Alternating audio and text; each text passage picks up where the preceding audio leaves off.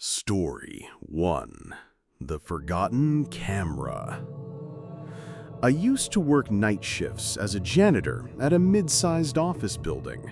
The place was usually empty after 9 p.m., and I had my routine: vacuuming, emptying trash bins, mopping floors. The company had installed a network of small hidden cameras to prevent theft, and part of my job was to check the security feeds occasionally to make sure they were recording. One night, I was in the basement storage room where they kept all the extra furniture and old files. It always smelled like damp paper down there, and the flickering fluorescent lights never made it any more welcoming. While I was stacking boxes, I noticed a little black dome camera tucked in the far corner of the ceiling, one I hadn't seen before. Odd, because I thought I knew where all of them were.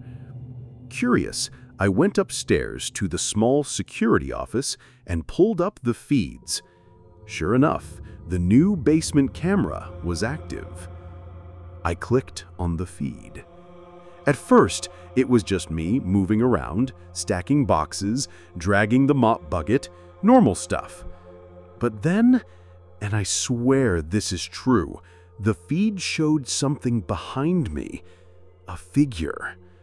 It was blurry, almost like static in the shape of a person, just standing there, inches away from me. But when I turned around in real life, the room was completely empty. My stomach dropped. I stared back at the screen. The figure tilted its head slightly and then leaned forward as if whispering something into the back of my neck. I felt a sudden icy breath right there and spun around so fast I nearly fell over. Still, nothing. Panicking, I yanked the feed back a few minutes, trying to make sense of it. But here's the part that made me quit that job for good. When I rewound the footage, I wasn't on the screen anymore. Only the figure was, standing alone in the basement, staring straight into the lens. Story 2. The Babysitter's Camera. When I was in college, I made some extra cash babysitting for a couple who lived in one of those huge suburban houses. They were protective parents, the kind who had baby monitors in every room, even though their daughter was already 6 years old. The first night I sat for them, the mom showed me the app on her tablet. She said, "You can see every camera from here, living room, bedrooms, kitchen, even the hallway, just in case." The evening was quiet. The little girl, Sophie, played with her dolls until bedtime. I read her a story, tucked her in, and went back downstairs to watch TV. Around 10:30, I glanced at the tablet to check on her. The hallway feed made my skin crawl. There was a man standing there, perfectly still, just outside Sophie's bedroom door. I froze. My first thought was home invasion. I grabbed my phone, ready to call 911, but when I looked again at the feed, the hallway was empty. I convinced myself it was a glitch, just static, just my nerves. At midnight, I checked the tablet again. This time, the figure wasn't in the hallway.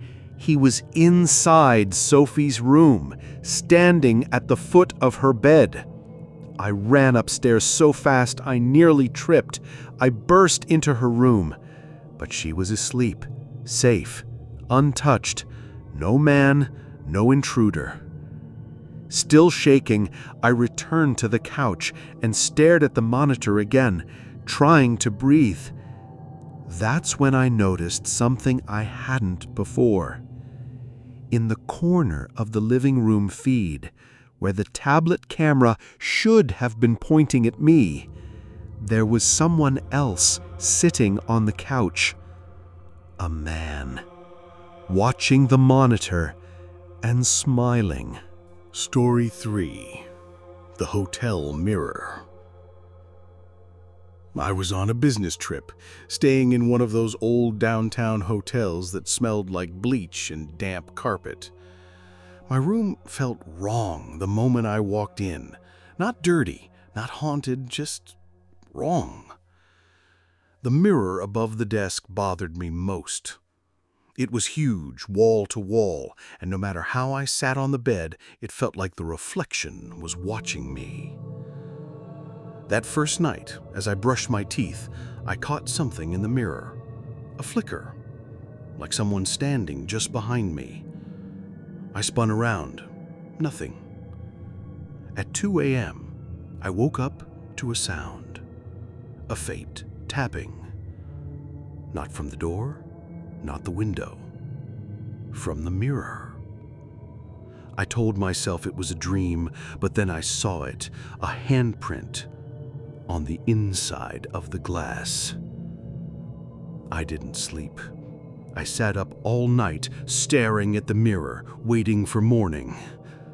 When the sun finally rose, I grabbed my bag and rushed to check out. At the front desk, I mumbled something about the mirror being creepy. The clerk's smile vanished. "You had a mirror in your room?" "Yes," I said, "over the desk."